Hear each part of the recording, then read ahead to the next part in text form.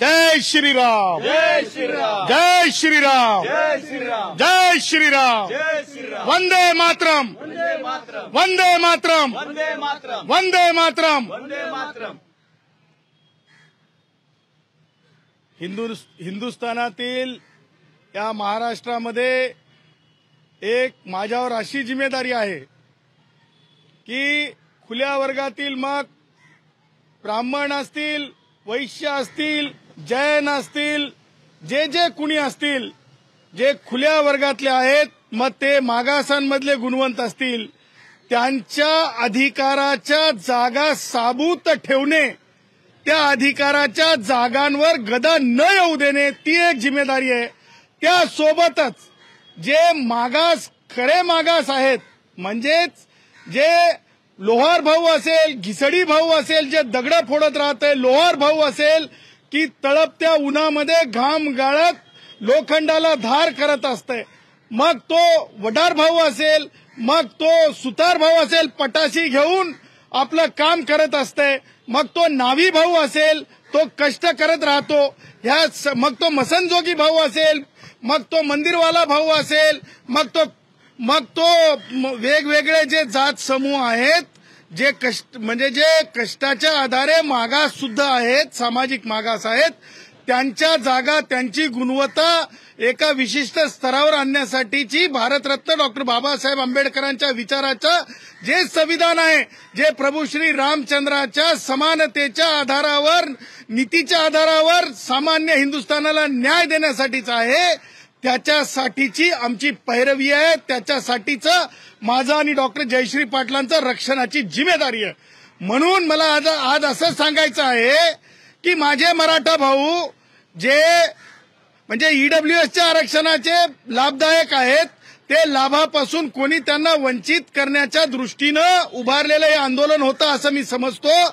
परंतु आज जर आपण जे नोटिफिकेशन पाहिलं तर ते नोटिफिकेशन नोटीस आहे, आणि म्हणून एकूण सगळ्या बाबींना सोबत घेऊन माननीय उच्च न्यायालयामध्ये लवकरात लवकर म्हणजे काय काय चालू आहे मागास आयोगापासून ते अधिकारांच्या रक्षणापर्यंत, या सगळ्या गोष्टींसाठी जे आहे लवकरच न्यायालयाचं दार ठोठावण्यात येईल। तुम्ही परत कोर्टात जाणार, पण कोणत्या मुद्द्यावर? तुम्ही आता जसं बोललाय की हा अध्यादेश नाही तर ही नोटीस आहे, तुम्हाला म्हणायचं काय की मराठ्यांच्या तोंडाला तारा पुसतीये? ईडब्ल्यूएस मध्ये त्यांचा समावेश दूर झालाय।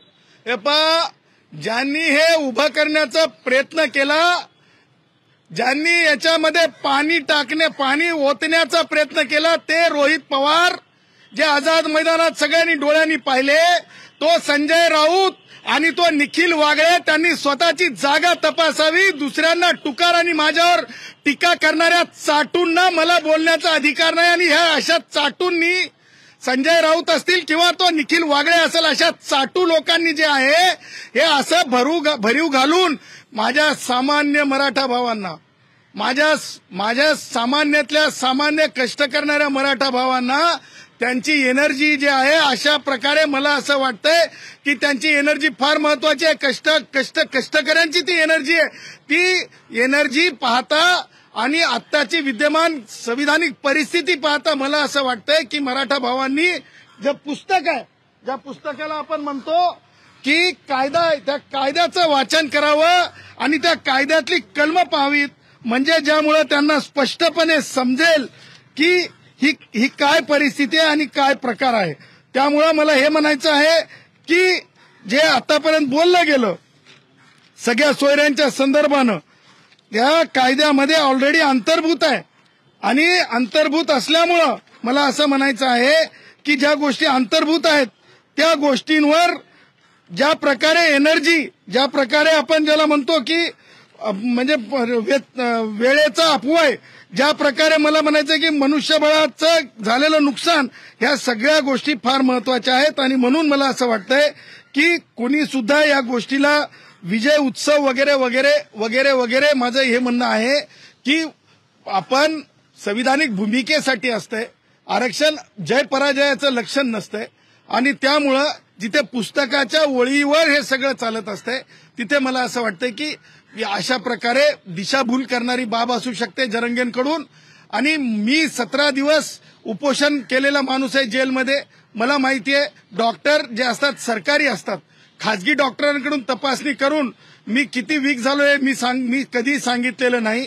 आणि मला माहिती आहे की उपोषणाच्या पत्रामध्ये जेव्हा तुम्ही लिहून देता की खाण्यापिण्याची व्यवस्था करून द्या, खजूर, आता मी तर खजूर खात नाही, दूध, मी तर दूध पित नाही, त्याच्यामुळे ह्या सगळ्या गोष्टी लक्षात घेता हे एक मी असं म्हणेल की वेगवेगळे म्हणजे स्टंट असतात, त्याच्यापैकीचा एक पॉलिटिकल स्टंट रोहित पवार असेल किंवा संजय राऊत असेल किंवा निखिल वागळे सारखे कोणत्याही पत्रामध्ये आज त्यांना नोकरी नसलेले लोक असतील त्यांनी हे उभं केलेलं कुभांड होतं आणि ते कुभांड कोणत्याही कायदेशीर प्रक्रियेला म्हणजे टिकणारं नाहीये आणि ते टिकू शकत नाही. डंके की चोट पे मी सांगतो. राज्य सरकार वारंवार सांगते की आम्ही ओबीसी आरक्षणाला धक्का लागू देणार नाही, पण आता मराठा समाजाला बॅकडोर एंट्री दिली ओबीसी समाजातून, तर तुम्ही सरकारची या भूमिकेवर तुमचं काय मत? कशाची एंट्री, कशाची बॅकडोर आणि फ्रंट डोर अशी काही एंट्री नसते, संविधानिक भूमिका असते. आणि मला माझ्या ओबीसी भावांना आणि खुल्या वर्गातील भावांना हेच सांगायचंय, तुमच्या अधिकाराचा रक्षक, एक सेवक, एक शिपाई म्हणून मी आहे. कोणी सुद्धा पॅनिक व्हायची गरज नाही. मला अनेकांचे फोन येत आहेत, कोणती बॅकडोर एंट्री असा प्रकार कायद्याच्या संहितेमध्ये नाही. आणि पुरेपूर मी तुमच्या एक गोष्ट आपल्या माध्यमातून आश्वासित करू इच्छितो की कायद्यामध्ये व्हॅलिडिटी नावाचा प्रकार आहे, कायद्यामध्ये 2000चा कायदा आहे आणि त्याही पुढे जाऊन मला सांगायचं आहे की अशा प्रकारची एंट्री, बॅकडोर एंट्री कायद्यामध्ये तरतूद नाही. आणि माननीय मुंबई उच्च न्यायालयाच्या औरंगाबाद म्हणजे आता छत्रपती संभाजीनगर खंडपीठाने माननीय न्यायमूर्ती BH मार्ल्यापल्ले साहेबांनी स्पष्टपणे डिसिजन दिलेला आहे की कुणबी भाऊ जे मराठवाड्यातले आहेत ते कुणबी भाऊ हे मागास कुणबी नाही आहेत, हे स्पष्टपणे सांगितलेलं आहे. तो कायदा आहे आणि मला असं वाटतंय की सरकार असो किंवा जरंगे असो हे कायद्यापेक्षा कोणी सुद्धा मोठे नाहीत. त्याच्यामुळे डंके की चोट पे फक्त चर्चा होऊ शकते, अशा प्रकारच्या नोटिसेस दिल्या जाऊ शकतात, परंतु कोणत्याही प्रकारे कोणीही अधिकारी जे आहे अगोदर मार्ल्यापल्ले साहेबांची जजमेंट बघेल आणि त्याच्यानंतरच सर्टिफिकेट. मला सांगा, कालपासून जरंगे बोलत होता, काय बोलत होता की म्हणत होता की 37 लाख प्रमाणपत्र वाटण्यात आले. मला सांगा, तुम्ही 3700 प्रमाणपत्र सुद्धा दिले जाऊ शकत नाहीत. हे 37 लाख प्रमाणपत्र माननीय सर्वोच्च न्यायालयाचा जो पहिला निकाल लागला म्हणजे एससीबीसी म्हणजे ओबीसीच्या संदर्भात ते प्रमाणपत्र आहेत. त्याच्यामुळं दिशाभूल करून घेऊ नये आणि अशा प्रकारच्या स्टंटबाज आंदोलकांना मला वाटतंय की फार जास्त त्याच्यावर बोलून वेळ वाया घालण्याचं काही कारण नाही. सगळे सोयरे दिशाभूल करणारी माहिती मराठा आंदोलकांना दिली आहे. जरंगे पाटलांचं ज्ञानच काय मला माहिती नाही. जरंगे पाटील कोणत्या लॉ कॉलेजमधून पास झालेले आहेत किंवा जरंगे पाटलांनी कोणत्या विषयात डॉक्टरेट केलेली आहे किंवा जरंगे पाटलांनी कोणती याचिका दाखल केलेली आहे. हा, मराठा समाजामधले अनेक विद्वान लोकही आहेत, त्यांनी म्हणलं तर वेगळी गोष्ट आहे. विनोद पाटील असतील किंवा दत्ताभाऊ पाथरीकर असतील, ही मोठी माणसं आहेत, त्यांनी म्हणलं एखाद्या वेळेस तर मी समजू शकतो. परंतु जरंगे काय म्हणताय याच्यावर तुम्ही पत्रकारांना म्हणजे काय म्हणतात ते TRP मिळू शकते, परंतु आमच्यासारखी कायद्याचं पुस्तक वाचणारी माणसं मात्र आमच्या मर्यादेत काम करणारी आहोत. तुम्ही म्हणताय नोटीस दिलेल्या, मात्र सगळे सोयरीची व्याख्या सरकार बदलू शकतो. अहो, ते ऑलरेडी अंतर्भूत आहे, ब्लड रिलेटिव्ह लिहिलेलं आहे. मी तुम्हालाच पर्टिक्युलरली आता वर दाखवलं की ब्लड रिलेटिव्हचा अर्थ काय. आजोबा कोण आहे, डिस्टंट रिलेटिव्ह आहे की ब्लड रिलेटिव्ह आहे. बाप कोण आहे, डिस्टंट रिलेटिव्ह आहे की ब्लड रिलेटिव्ह आहे. चुलत भाऊ कोण आहे, डिस्टंट रिलेटिव्ह आहे की ब्लड रिलेटिव्ह आहे. काही नवीन नाही, सगळं जुनंच आहे कायद्यातलं. त्याच्यामुळं हे जो कायद्याचा जो प्रकार आहे, ह्या कायद्याच्या प्रकाराला सूक्ष्मपणे अभ्यास केला पाहिजे आणि मला असं वाटतं की याच्यामध्ये फार हुरळून कोणी जाण्याची गरज नाही. आणि माझ्या ओपन मधले भाऊ असतील ज्यांच्या जागा मी कमी होऊ देणार नाही, त्याचबरोबर ओबीसीतले भाऊ असतील त्यांनी सुद्धा चिंता करण्याची गरज नाही. संविधानाचं पुस्तक आपल्या सोबत आहे, असं काही गैर होऊ दिला जाणार नाही. आणि सरकारचं दायित्व आहे की कोणत्याही परिस्थितीमध्ये काही गैर ओबीसींसोबत असेल किंवा ब्राह्मणांपासून ते खुल्या वर्गातील सगळ्या गुणवंतांपर्यंत असेल, कुणासोबत सुद्धा गैर होणार नाही याची काळजी सुद्धा सरकारने घेणे आवश्यक आहे. जर मागणी सरकारनं कायदेशीर मार्फत जर मान्य केली तर इतर मागासवर्गीयांसाठी जी काही व्याख्या तयार केली आंबेडकरांनी, तिलाच काय अर्थ राहणार नाही. नाही, मला एक सांगा, कोणती व्याख्या. ब्लड रिलेटिव्ह अहो, ऑलरेडी ब्लड रिलेटिव्ह म्हणजे काय, तुमच्या चुलत भावाला जर प्रमाणपत्र पाहिजेच असेल तर तुम्हाला अफिडेव्हिट देण्याची तरतूद आहे. ती तरतूदच आहे ना, कायद्यातच तरतूद आहे. तुम्हाला सांगतो खासरा पाणी असेल, तुम्हाला सांगतो ती ऑलरेडी तरतूद आहे. नवीन काय, मला नवीन फक्त दिसलं की एक गोष्ट तर मी म्हणजे खुल्या अंतकरणानं मान्य करतो आणि तुम्ही मान्य करायला पाहिजे आणि जरंग्यांनी मान्य केली पाहिजे की माननीय उच्च न्यायालयामध्ये कायदेशीर प्रक्रिया पूर्ण केल्याच्या नंतर जे प्रतिबंध घालण्यात येतात ते पाळावेच लागतात. नवी मुंबईत थांबावं लागतंय, मुंबईमध्ये येताना विचार करावा लागतं. हे सगळ्या गोष्टी ज्या आहेत कायदेशीर आहेत, संविधानिक आहेत. त्याच्यामुळं प्रत्येकाला कायद्याच्या चौकटीत राहावं लागेल, तो मग कोणी किती मोठा जरी असला तरी. धनगरांचा प्रवर्ग बदलण्याच्या मागणीला तुमचा पाठिंबा आहे का? हा? धनगरांचा प्रवर्ग बदलण्याच्या मागणी तो विषयच आणखीन चर्चेला आलेला नाही, त्याच्यामुळे नो कॉमेंट्स. म्हणजे आजघडीला ओबीसी आरक्षणाला कसलाही धक्का लागलेला असं गृहीत धरू शकतो. अहो मला सांगा, माननीय उच्च न्यायालयाच्या औरंगाबाद खंडपीठाने 226 या आर्टिकलच्या संविधानिक अधिकारामध्ये दिलेला निकाल आजच्या नोटीस सुपरसीड करू शकते का? मला सांगा, उच्च न्यायालयाचा निकाल वरती आहे की तुम्ही काढलेली नोटीस वरती आहे? सिंपल गोष्ट आहे. थोरात विरुद्ध महाराष्ट्र शासन त्या केसचं नाव आहे. माधुरी पाटील विरुद्ध कास्ट स्क्रुटिनी कमिटी ठाणे या केसचं नाव आहे. त्याच्यामध्ये दिलेले 10 डायरेक्शन्स आहेत, ते तुम्ही टाळू शकता का? कोणी टाळू शकत नाही. एकही प्रमाणपत्र त्या चुकीच्या पद्धतीने दिलं जाऊ शकत नाही. माधुरी पाटीलची जजमेंट ही कंकरंट आहे. आणि डॉक्टर जयश्री पाटील विरुद्ध महाराष्ट्र मुख्यमंत्री याच्यामध्ये काय काय लिहिलंय माहिती आहे तुम्हाला? मी काल 5 वाजेपर्यंत सकाळी अभ्यास करत होतो, सोमवारची तयारी करत होतो. सुकरेंच्या बाबतीतला निर्णय असेल किंवा सुकरेंचे घेतलेले निर्णय असतील ते उच्च न्यायालयात नेणे आणि आजची विद्यमान परिस्थिती उच्च न्यायालयात नेणे. त्याच्यात काय सांगितलेलं आहे? रिसेंट जजमेंट आहे 2023ची, त्याच्यामध्ये जयश्री पाटलांचा उल्लेख आलाय आणि त्या जजमेंटमध्ये स्पष्टपणे सांगण्यात आलेलं आहे की जे सत्ताधारी आहेत, परत सांगतो, ऐका हो ऐका, सरकार ऐका, परत सांगतो, त्या जयश्री पाटलांच्या जजमेंटमध्ये काय सांगितलंय व्यवस्थित वाचा. जयश्री पाटलांच्या जजमेंटमध्ये सांगितलंय ज्यांच्याकडे सत्ता आहे, ज्यांच्याकडे राजकीय पद आहेत, त्या समूहाच्या बाबतीमध्ये जे आहे आरक्षणाचा विचार ज्यांच्याकडे मेजॉरिटी पद आहे त्यांच्या बाबतीमध्ये करणं किती योग्य आणि किती अयोग्य हे स्पष्टपणे सांगितलेलं आहे. तेव्हा आजही तुम्ही बघा किती टक्के IAS अधिकारी आहेत, किती टक्के IPS अधिकारी आहेत, किती टक्के क्लास 1 ऑफिसर आहेत, किती टक्के जे आहेत मंत्रालयामध्ये विखे पाटलांसारखे मंत्री आहेत. त्याच्यामुळं सत्ता कोणती असो, विखे पाटील मंत्री असतात की नाही सांगा. त्याच्यामुळं सांगायचं तात्पर्य हे आहे की अशी व्यवस्था असताना इव्हन मागास जाहीर करता येत नाही, हे सुद्धा न्यायिक दृष्ट्या आर्टिकल 144 भारतीय संविधानाच्या नुसार कंकरंट फाइंडिंग आहे. कंकरंट डायरेक्शन म्हणण्यापेक्षा मी म्हणेल कायदा आहे आणि तो कायदा सरकारला मानावा लागेल. आणि सेवानिवृत्त न्यायमूर्ती सुकरेंना मी परत सांगेल की त्यांनी जो रेफरन्स स्वीकारलेला आहे तो रेफरन्स त्यांनी सरकारला वापस पाठवावा अशी माझी त्यांना विनवणी आहे. आता याला तुम्ही आव्हान देताय? तुम्ही एक मुद्दा उल्लेख केलाय की नोटिफिकेशन नाही, म्हणजे हा अध्यादेश नाही तरी नोटीस आहे.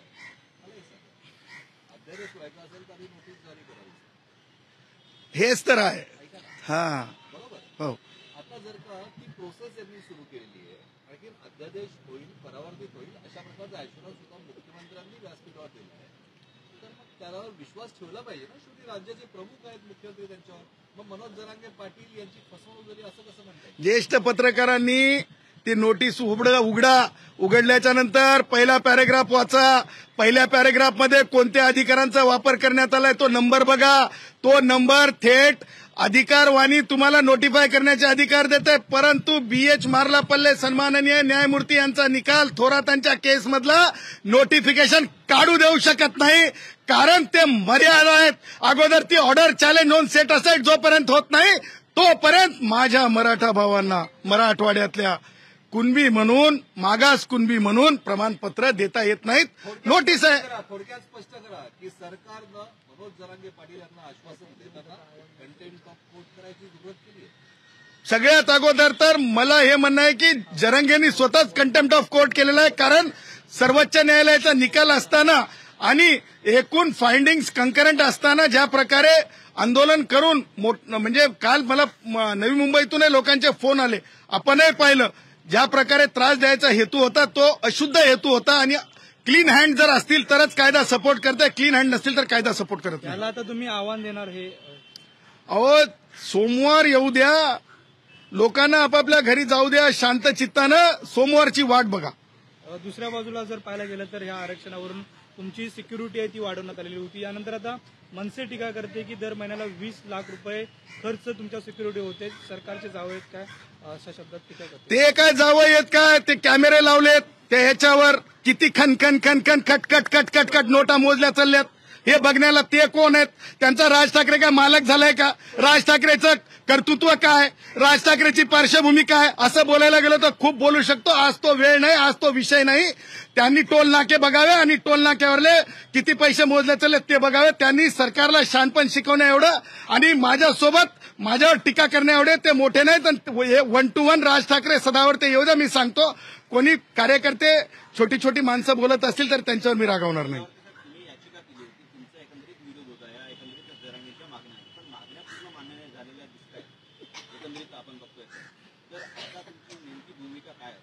बघा, मागण्या कोणत्या हो? मागण्याला काहीतरी संविधानिक आधार लागत असतो. माझा मराठा समाज जो आहे ना, तो सामाजिक मागास नाही. आणि खजूर खाऊन, दूध पिऊन, माझ्या स्वतःच्या डॉक्टर, अहो मला हे सांगा, मी तर नाही खात. माझ्याकडे कोणी डॉक्टर तारक नाही. माझ्याकडे तर सरकारी डॉक्टर होते, आपण सगळ्यांनी बघलेले आहेत. त्याच्यामुळे मला हे म्हणायचं आहे की अशा प्रकारे बघा, लक्षात ठेवा, सत्य टिकतंय, दूध का दूध, पाणी का पाणी. थोडं थांबा, सगळ्यांच्या लक्षात येईल काय होतं आणि काय नव्हतं. ओबीसी आरक्षणाच्या बचावासाठी तुम्ही न्यायालयीन लढाई लढणार आहात, पण वेळ पडली तर रस्त्यावरची लढाईला तुमची तयारी आहे? काय गरज आहे? अत्यंत संविधानिक पुस्तकावरला आधार आहे. मला काय एक म्हणजे काहीतरी मिळवण्यासाठी काहीतरी आटापिटा. मला 2च लेकर आहेत आणि मी स्मॉल फॅमिलीवर विश्वास करणारा माणूस आहे. मी काय बाबा, मी जन्माला काही 4-5 लेकरं घातलेले नाहीत. संपूर्ण राज्यातील लेकरा बाळांचा विषय मानतात. स्वतःचा बी आहे ना त्यांचा, त्यांचे बी तर लेकरं शिकायचे, 4ही लेकरं. पण ते तरतूद आहे का? त्या कायद्यामध्ये तरतूद आहे का? कोणत्या मागण्या मान्य झाल्यात? झुकण्याचा आणि म्हणजे विरोध करण्याचा आणि उभं राहण्याचा काय संबंध आहे? अहो मला एक सांगा, हे काय राजकारणाची निवडणूक होती का गुलाला उधळायला? आम्ही सर्वोच्च न्यायालयामध्ये जिंकलो. सामान्यातला सामान्य ओबीसी सर्वोच्च न्यायालयामध्ये जिंकला, सामान्यातला सामान्य ब्राह्मण सर्वोच्च न्यायालयात जिंकला, असं म्हणायचं का? नाही. ह्या संविधानिक भूमिका असतात, त्याला चुकीच्या पायंड्याने नेऊ नका, याला राजकीय स्वरूप देऊ नका, एवढंच माझं म्हणणं. सामाजिक भावनेचा अवमान कोणी करू नये असं जरी तुम्ही म्हणत असाल तरी सामाजिक भावना ही असते. पण या सगळ्या विषयात ज्या सरकारवर तुम्ही तोडसूक घेत आहे, त्या सरकारमधले एक मंत्री छगन भुजबळ यांनी आरोप केलाय की मनोज जरांगे पाटील यांना दिलेलं आश्वासन हे फसवं आहे. ईडब्ल्यूएस मधनं मराठ्यांचा जो लाभ मिळत होता तो आता मिळणार नाही. कायद्याच्या अभ्यासकात, संविधानाच्या अभ्यासकात, आरक्षणाच्या अभ्यासकात छगन भुजबळ यांच्या आरोपामध्ये तथ्य आहे, काय सांगा? नाही, भुजबळ साहेबांनी जे सांगितलंय की ईडब्ल्यूएस पासून मराठा समाज वंचित होत आहे, जिथे 10% जागा स्पष्ट होत्या त्या जागांपासून मराठा समाज वंचित होत आहे, हे काही वेगळं सांगण्याची गरज नाही. आणि राहिला प्रश्न ओबीसी मधून मला सांगा, प्रमाणपत्र कसे मिळणार? ओबीसी मधून प्रमाणपत्र मिळणं हे दुर्लभ गोष्टी आहेत. कारण म्हणजे भुजबळ साहेबांनी थोरातांची जजमेंट जर वाचली तर एकही तहसीलदार, मला सांगा कोण तहसीलदार आहे आज? मला सांगा, जे जरंगेंच्या बाबतीमध्ये तुम्ही चॅनलवाल्यांनी मुलाखत घेतली, विभागीय आयुक्त छत्रपती संभाजीनगर, 35व्या सेकंडला त्यांनी काय सांगितलं? परवाच्या दिवशी त्यांनी सांगितलं की 32,000 नोंदी. तुमच्या पत्रकारांनी विचारल्या, काय ते 52 लाख, किती 52 नाही 54 लाख. त्याच्यावर त्यांनी काहीच बोलले नाही. कारण त्या ज्या नोंदी आहेत त्या एकूण जे महाराष्ट्रातले जे खरे म्हणजे मागास एसईबीसी आहेत, कुणबी आहेत, त्यांच्या संदर्भातले आहेत. त्याच्यामुळं मला असं वाटतंय की राजकारण्यांनी राजकारण करावं, परंतु म्हणजे संविधानिक विषयाला घेऊन आणि खास करून म्हणजे याच्या बाबतीमध्ये, आरक्षणाच्या बाबतीमध्ये गलिच्छ राजकारण करू नये. सगळ्यांची जिम्मेदारी आहे. माझ्या मराठा भावांनी सुखरूप आपल्या घरी जावं, कारण ते सुद्धा माझा श्वास आहेत. आणि हेच म्हणेल की ह्या पुढं पुस्तक वाचाल तर वाचाल, नाहीतर चुकीच्या मार्गानं एनर्जी, चुकीच्या मार्गानं वेळाचा अपव्यय, चुकीच्या मार्गानं स्वतःला त्रास करून घेणं आहे. या व्यतिरिक्त जरंगेच्या आंदोलनात फार जास्त आहे असं मला वाटतं. सर, तुमचं हे आवडतं सरकार आहे, अनेक निर्णयाला तुम्ही पाठिंबा दिलेला आहे. हा निर्णय तर सरकारनंच दिलेला आपल्याला पाहायला मिळतंय. मग नेमकं चुकीचं कोण? सरकार चुकीचं की? एक लक्षात ठेवा, सरकार मायबाप असते. जरंगेंनी काय सांगितलं? सगळे सोयरे. तुम्ही स्वतःच वर होतात, मी तुम्हाला पुस्तकातली व्याख्या दाखवली. सगळे सोयरे जवळ, सगळे सोयरे आणि ब्लड रिलेटिव्ह याच्यात काय फरक आहे? ब्लड रिलेटिव्ह असेल तरच सगळा सोयरा असते. त्याच्यामुळे मला असं वाटतं, मला चुकीचा मराठी म्हणजे याचा शब्द वापरायचा नाही आपल्या गुराखी भाषेतला, कारण मी गुराखी साहित्याचा अभ्यासक आहे. त्याच्यामुळं म्हणजे कडीला ऊत वगैरे मला म्हणायचं नाही. त्यामुळं नवीन काही आहे असं वाटत नाही मला. सिंपल आहे आणि सगळ्यांनी सुखरूप घरी जावं, जरंगेने सुखरूप जावं. जरंगेने म्हणजे उपवास खरंच केला असेल तर स्वतःच्या प्रकृतीची काळजी घ्यावी. कोणत्या मागण्या तुम्ही तरी सांगा पूर्ण झालेल्या 1, 2, 3, 4. मला सांगा 307 सारखे गुन्हे वापस घेऊ शकतात का? मला सांगा 307 सारख्या गुन्ह्याला रिपोर्ट फाईल केला जाऊ शकतो का? मला सांगा पोलिसांवरील म्हणजे हल्ले याच्यावरले गुन्हे मागे होऊ शकतात का? मला सांगा सर्वोच्च न्यायालयाने एसटी महामंडळाच्या बसेस फोडलेल्या बाबतींमध्ये काय निर्देश आहेत? कोणाच्या खिशातून पैसे वसूल करायचे? मला सांगा माझ्या गाडीचे काच फोडले ते पैसे कोणाच्या खिशातून वसूल करायचे? हे सगळे पैसे जो माणूस आंदोलनाची घोषणा करतो, जो माणूस आंदोलनामध्ये सहभागी होतो, ह्या सगळ्यांकडून वसूल करायचे. मला नाही वाटत की त्याच्यातले कोणते गुन्हे वापस होऊ शकतात. मला नाही वाटत की माननीय मुंबई उच्च न्यायालयाच्या मार्लापल्ले साहेबांच्या जजमेंटच्या नंतर सरकारचं हे काय नोटीस काय ते टिकू शकते. त्यामुळे मला तुम्ही सांगा की कोणती मागणी 37 लाख कोणते कुणबी मराठा आहेत त्यांना मिळाली का सांगा मला तुम्ही. हा बोला. हो, सोमवारी इत्याभूत सगळी गोष्ट आपल्या समोर येईल. थोडी वाट बघा. तुम्ही न्यायालयात सोमवारी जाणार आहे का? आणि भुजबळांनी जी बैठक बोलवली आहे, तुम्ही त्याच्यात सहभागी होणार का? ओबीसी नेत्यांशी तुम्ही चर्चा करताय? मला जे मानवतासाठी काम करतात त्यांच्या सगळ्यांकडे जावं वाटतंय. मग राष्ट्रीय स्वयंसेवक संघ असेल, भुजबळ साहेबांचं संघटन असेल, बौद्ध भिक्खू संघ असेल, सगळीकडे जायला आवडतंय मला. परंतु माझ्या वेळेअभावी बऱ्याच ठिकाणी मी जात नाही. तुम्ही पाहिलं का मला एखाद्या आंदोलनाच्या मंचावर? त्यामुळे सांगायचं तात्पर्य हे आहे की मी सगळीकडे जाणारा माणूस आहे, परंतु वेळेअभावी मी गेलो नाही याचा अर्थ मी त्यांच्यापासून वेगळा असं समजू नये. एक शेवटचा प्रश्न, आझाद मैदानावर जो जल्लोष आहे तर ते मराठा आंदोलन डंकेकी चोट पर आरक्षण मिळवलं असं प्रतिक्रिया देतात. डंके की चोट पे तर माझी ताई सुप्रिया ताई सुद्धा बोलली. त्याच्यामुळे डंके की चोट पे हे मी दिलेलं ब्रीद आहे, मी दिलेली वाक्य आहे, शब्द आहे. त्याच्यामुळे अनेक जण बोलतात आणि बोललं पाहिजे. याचा अर्थ ते लावून काही हो म्हणलं तर हो होत आहे असं नसतंय. नाही, मला फॉलोअर्स वाढवायची चिंता नाही, कारण मी जयश्री पाटील आणि माझे 2 आमचं इचूचं बिराड, म्हणजे इचू म्हणायचं नाही पण बिराड आमचं पाठीवर असते, तेवढ्यात आम्ही आनंदी आहोत. आणि ब्राह्मणांपासून ते वैश्यांपर्यंत सगळ्यांची काळजी घेण्यासाठीचं दायित्व आम्हाला दिलेलं आहे. ओबीसींची काळजी घेण्याचं दायित्व आहे, शेड्यूल कास्ट शेड्यूल ट्राईबची काळजी घेण्याचं दायित्व आहे. देशामध्ये जे कोणी कष्टकरी आहे, स्ट्रीटवरला माणूस असेल, बाळ असेल, आजारी माणूस असेल, सगळ्यांचं दायित्व आमच्या सोबत आहे. त्याच्यामुळं ती आमची जिम्मेदारी म्हणून आम्ही वागतो. लोकशाही मराठी ऐका, पहा, जागरूक रहा.